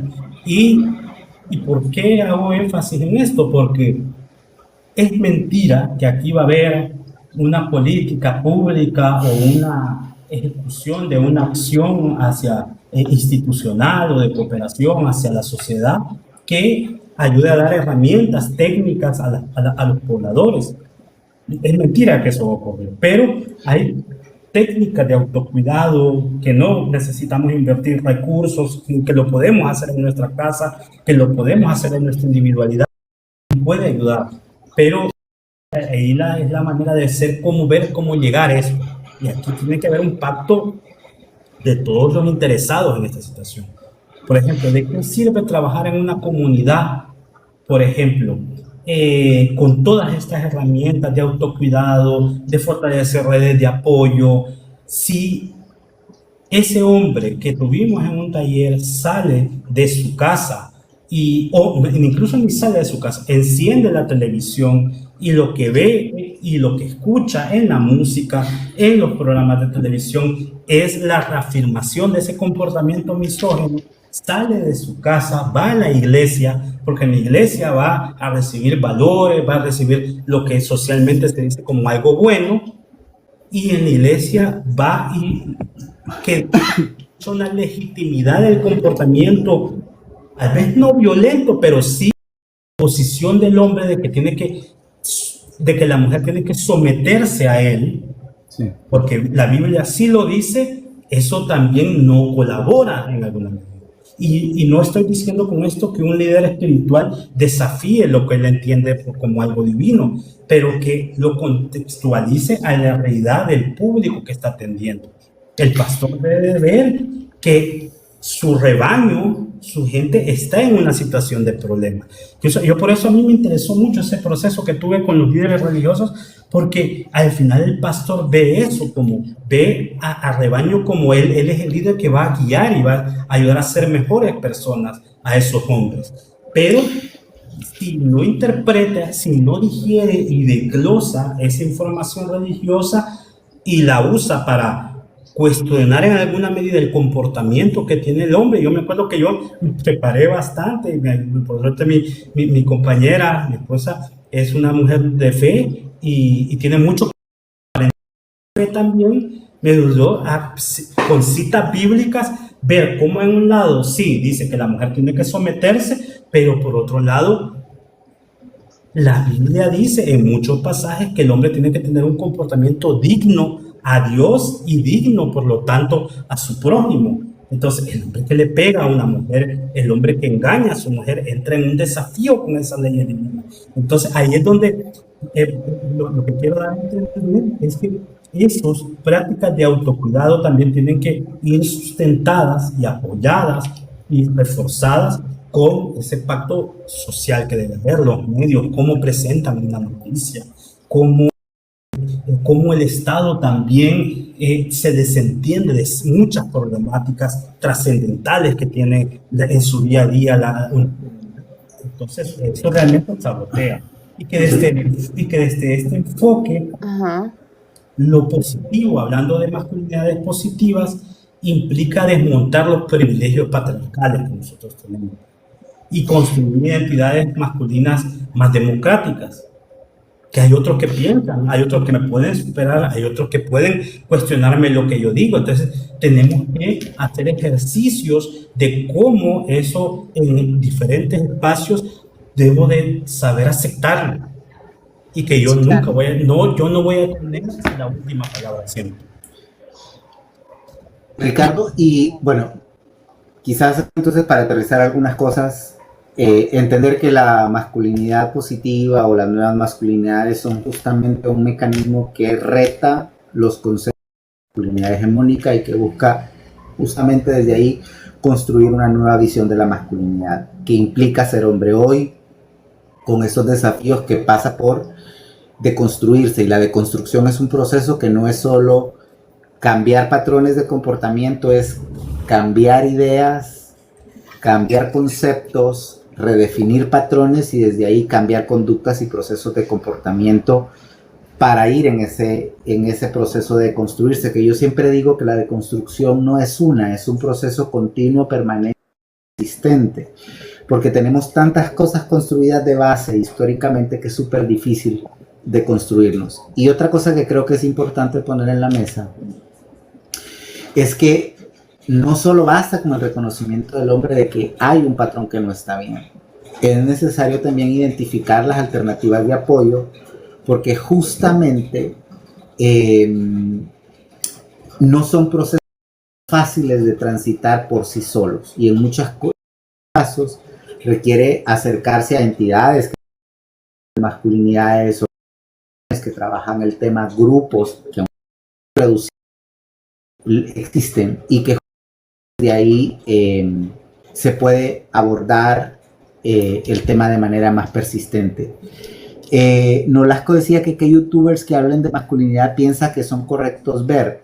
Yo no sé si tú tienes alguno, Ricardo. Yo los que he visto, hay uno que se llama La Perceptiva, que es un espacio co-creado por Ricardo y Sebastián Orellana, que son de Sudamérica y que ellos hablan mucho sobre pues sobre el tema de cambiar la percepción del ser hombres, y estos temas también. Entiendo que en Guatemala, si no estoy mal, en Guatemala y Costa Rica hay algo que se llama Historias de Hombres en Deconstrucción, que también son espacios donde se habla y se posiciona mucho el tema. Y hay un podcast que se llama, creo, Ser Hombre Hoy. Entonces por ahí podrían ver eso. No sé si tú conoces algún... Ese Ser Hombre Hoy es el que yo puedo recomendar. Los otros tal vez no los he profundizado, no los he visto, pero sí, yo creo que también el tema de la masculinidad es porque hay mucha teoría y uno googlea y entra en mucho, se ha escrito bastante, pero en la práctica es donde uno realmente ve que esto debe de adaptarse al caso particular, a casos particulares. No hay como una receta de A, B y C para ser un mejor hombre, no. Cada caso tiene una particularidad, cada hombre. Nosotros tenemos muchas virtudes y muchos defectos que socialmente se nos han incrementado, tanto las virtudes como los defectos, pero en la práctica es donde podemos identificar. Yo este Instituto WEN que te menciono en Costa Rica, yo lo recomiendo mucho porque ellos tienen esa metodología de editorial Forja, donde la educación popular, simple, sencilla, sin tanta verborrea rimbombante académica, ayuda mucho también a entender los ejemplos cotidianos de un campesino, de un trabajador, de una maquila, de un deportista, etc. Entonces, esas teorías a nosotros nos pueden ayudar para ejemplificar de mejor manera los casos que nos vemos cada día, pero yo creo que hay una situación instintiva donde nosotros sabemos cuando estamos haciendo algo mal. Nosotros como hombres sabemos, pues, no, yo, desde que yo hice esto, desde que yo lo pensé, desde que yo me vi con tal, yo estoy actuando mal. Y yo creo que identificar y seguir ese instinto que nosotros podemos tener es trascendental para ayudarnos a ser mejores hombres. Lo que pasa es que también hay que saber activar eso en nuestro cerebro de cómo identificarlo y cómo hacerlo. Y eso es un desafío muy psíquico, muy de empatía de las situaciones. Porque, por ejemplo, la masculinidad positiva la vemos como ese tipo de masculinidad por un carácter no sexista, ni homofóbico, ni racista, que promueve una vivencia masculina más amplia, más diversificada, más plural, más abierta. Solo para eso me preocupa, y no sé, Ra, si ya tú dijiste eso, que tuve que atender una llamada de emergencia, el comentario que le estaban preguntando aquí, que sí, que youtubers ver, que eso es bien delicado. Ya respondimos. Ajá, perfecto. Ya respondimos. Perfecto. Y otra cosita ya para ir cerrando, Ricardo, pues será, ¿qué es lo que sigue? ¿Cuál es la responsabilidad que tiene la sociedad, nosotros, el Estado? Creo que somos de los pocos que hablamos de estos temas, pero ¿cuáles son tus recomendaciones? ¿Y de qué manera podemos actuar a través de espacios seguros como estos, pues? Sí, y yo podría mencionar que teóricamente lo que podemos hacer, y el meollo de este asunto, es desmontar las bases culturales del machismo. Ajá, pero ¿cómo se come eso? ¿Verdad? ¿Cómo lo hacemos? ¿Verdad? Que eso implica la idea de que el valor del hombre está en dominar. El tema de lo que el hombre es el que el hombre es el que... Entonces, saber desmontar eso de alguna manera es una responsabilidad, pero el hombre por sí solo no lo va a hacer. Así son pocos los casos donde espontáneamente, por temas educativos, porque me encontré algo y me llamó la atención y empecé a cuestionarme a mí mismo. Esto no es el estándar, pues eso no ocurre así. Yo me hice marxista porque escuché una banda y después le dije y me hice marxista, ¿no. Este tema es de porque no es así, es mucho más delicado. Nos estamos y es simple, pero a la vez es complejo, porque estamos hablando que eso lo puede hacer uno en su casa y puede empezar de que hay hombres con mayor. En ese grupo donde les digo que eran 90 y 15 hombres, la mayoría jóvenes. Pero la mayoría de jóvenes se fueron porque los hombres adultos no dejaban hablar a los jóvenes pequeños, a los jóvenes, los hombres adultos. Entonces, en ese grupo de que habían hombres que ahí expresaron de que habían sus infidelidades, sus golpizas, etcétera, pero había uno que tenía todas las características en su hogar para ser un hombre misógino, pero por situaciones de la vida, el Señor desarrolló una empatía y ingirió muy bien el taller, desarrolló con sus hermanos, con algunos vecinos, prácticas de una masculinidad corresponsable. Entonces, pero ¿qué pasa en la vida de este hombre? ¿Por qué comprendió tanto? Y era una situación de que al profundizar en la historia de él, me di pastor, a la iglesia donde él iba, pastor que trataba de comunidad, no solo en lo espiritual, sino en situación de desarrollo comunitario. El Señor tenía un trabajo jefe, le daba tiempo libre cuando él unos compromisos.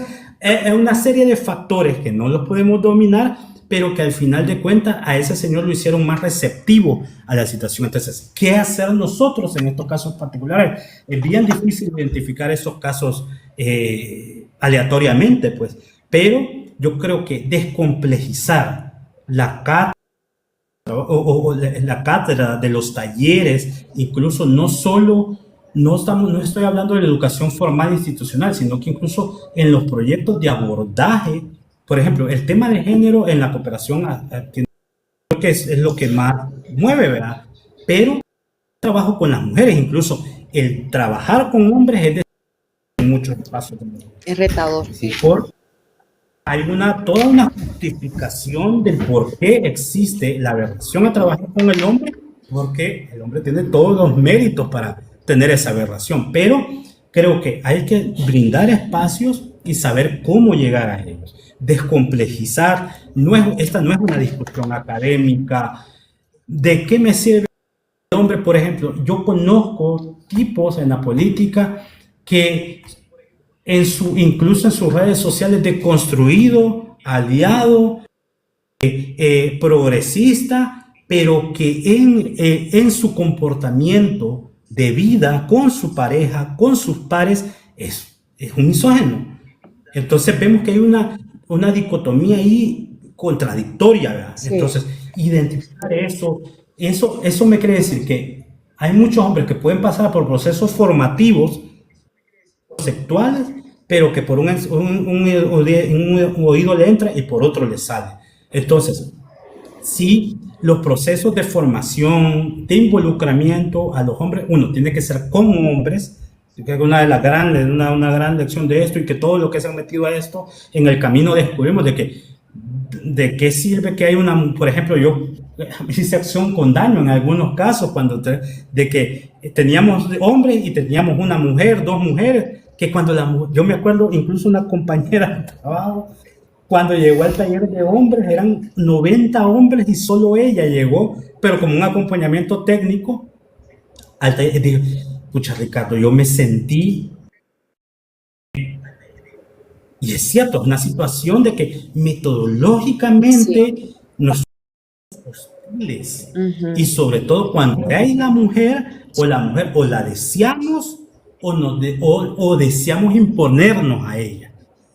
Entonces, eso en todos los ámbitos de la vida. Entonces, que las intervenciones con hombres deben de ser, sencillas, vivenciales, orientadas a la realidad y idiosincrasia que vive esa persona, ya sea por su nivel educativo, por la cotidianidad que tiene. ¿De qué sirve que yo venga a ponerle ejemplo lo que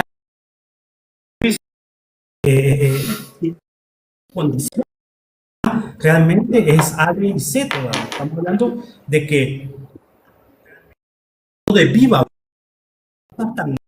que pueden ser brutales, pero ese es el escenario en el que vivimos. Esa es la situación en la que vivimos. Entonces, para mí,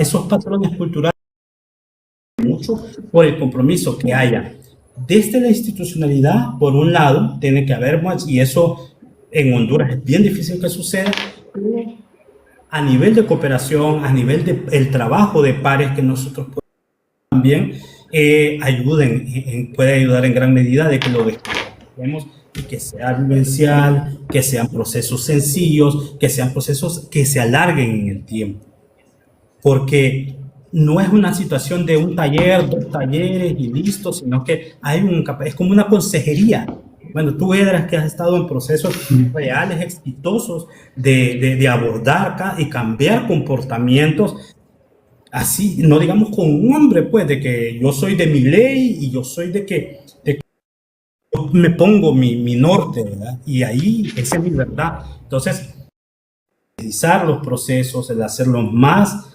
acatados a la realidad en la que vivimos sociocultural y que sean procesos sostenidos en el tiempo. No es tanto de recursos económicos, sino de las herramientas conceptuales, de generación de confianza que nos ayude a que un hombre me vea como su amigo al cual me puede contar su vulnerabilidad. Eso es desafiante en una relación entre hombres, ¿verdad? Sí, sin duda. Ricardo,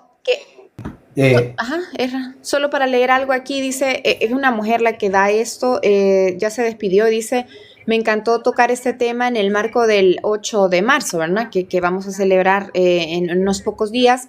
No se trata solo de visibilizar la sino también de transformarla. Me parece que es una muy buena acotación para concluir. Sí, yo lo que iba a mencionar es importante. Una eso, ¿no? Ayer abordamos el tema de la desigualdad o el tema de los derechos en el marco del 8M y hoy queríamos abordar el tema de masculinidades justamente por eso, porque sabíamos que en esta perspectiva no se puede trabajar solo de un lado y la experiencia en terreno nos ha dicho eso, la importancia de trabajar los dos esquemas, hombres por un lado y mujeres por el otro, trabajando de acuerdo a las realidades y a los contextos y a las perspectivas que existen.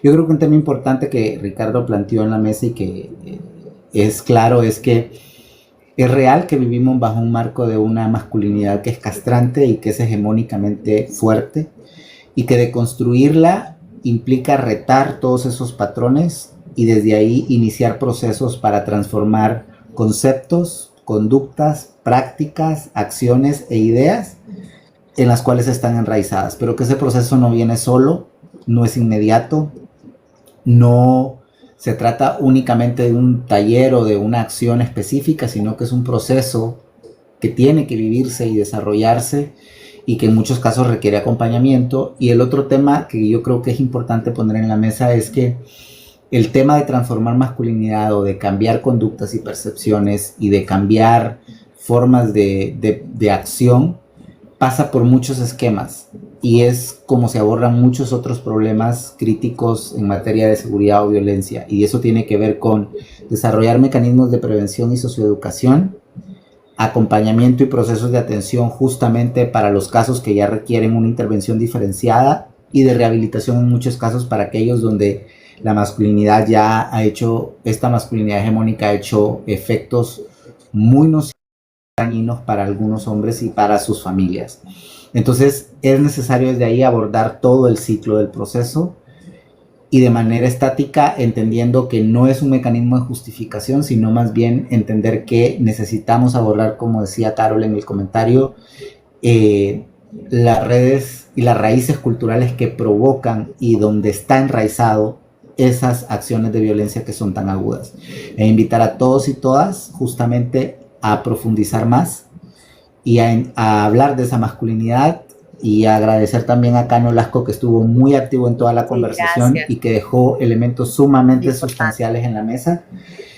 Y gracias, Ricardo, también por todo ese análisis que definitivamente es importante, y a todos porque se mantuvieron por mucho tiempo acá, y creo que este es un tema que en algún momento volveremos a traer a la mesa con otras perspectivas y otros elementos, porque parece que llamó muchísimo la atención. Así que de mi parte eso, Ethel, la importancia de entender que la nueva masculinidad es una visión que busca no hacerte menos hombre, sino justamente cambiar elementos que están castrando tu mejor manera de ser un hombre, ¿no? Entonces, y desde ahí cambiar esos patrones, conductas, pensamientos, ideas y conceptos. Y que eso es importante. Gracias, Serra, por esa conclusión, Ricardo.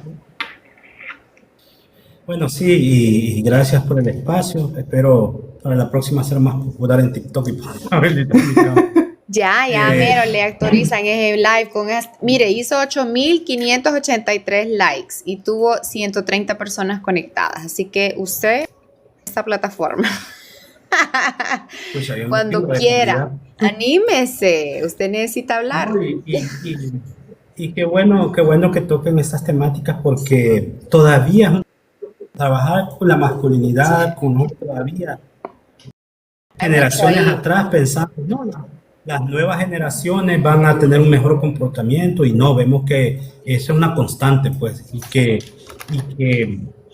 el que yo enuncie que soy un mejor hombre no quiere decir que en la práctica lo Lo sea sea. y que, y que realmente si empezamos a cuestionar así, yo creo que Honduras ha avanzado en cuestionar muchas cosas, la Ujú. población, en cuestionar el sistema político en el que vive, en cuestionar algunos políticos, en cuestionar cosas que ya estaban dadas.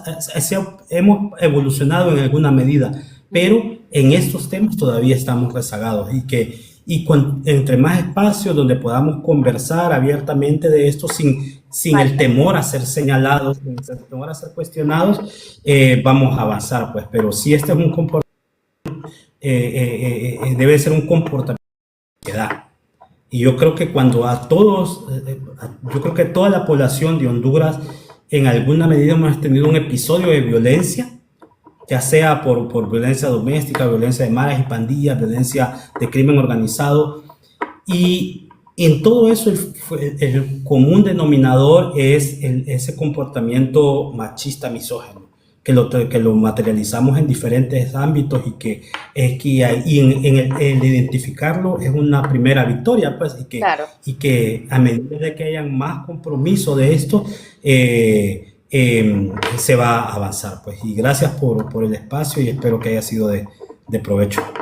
De mucho provecho, gracias a ustedes. Bueno, 8.892 likes. Espero que estos mensajes y estos corazoncitos sean de muchos hombres que no se fueron con las manos ni con las ideas vacías, ¿verdad? Que se fueron con esas preguntas que les habitan y con respuestas ya de esas preguntas. Así que me despido de ustedes. Qué lindo ustedes, qué lindo de verdad. Me encanta, de verdad. Siento que he aprendido tanto hoy. Soy otra mujer a partir de hoy respecto a cómo veo el tema de la masculinidad. Erra, ¿quieres decir algo más? No, simplemente si Ricardo quiere compartir sus Sí, redes ¿dónde, para Ricardo? saber cómo contactarlo. Sí, bueno, yo aparezco en Facebook como Ricardo Medina Ricardo Medina en y Facebook. bueno, ahí pueden, Ajá.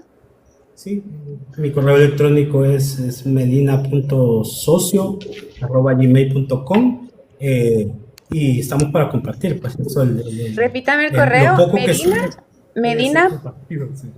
Medina. Medina.socio@gmail.com. Perfecto. Eso es súper importante porque ahí lo pueden Y, conectar.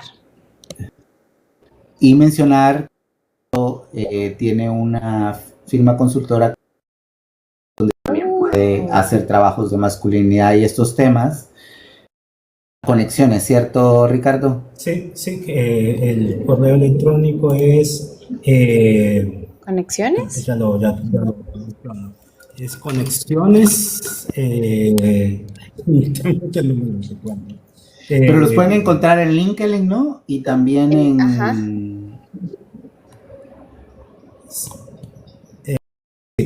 es conexiones.hnconsultoría@gmail.com. Conexiones.consultoría@gmail.com. Bueno, entonces ahí pueden abocarse por si tienen que hacer talleres, Ricardo, tienen que hacer ideas o tienen algunos proyectos en mente que sean de esta índole. Bienvenido, ¿verdad? Para esta firma consultora, conexioneshconsultoría@gmail.com y medina.socio@gmail.com. Ahí pueden encontrar a este sociólogo Ricardo.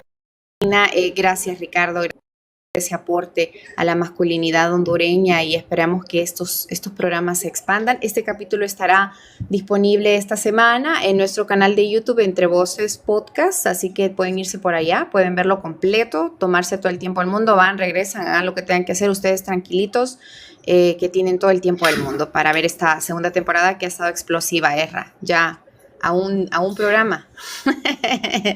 Sí, nos vemos el Cerrar. miércoles para cerrar la segunda Cerramos. temporada, Ay, así que fuerte. muchas gracias. Gracias a ustedes, que Gracias a tengan buena ustedes. noche, Buenas que estén noches. bien. Hasta la próxima. Bye.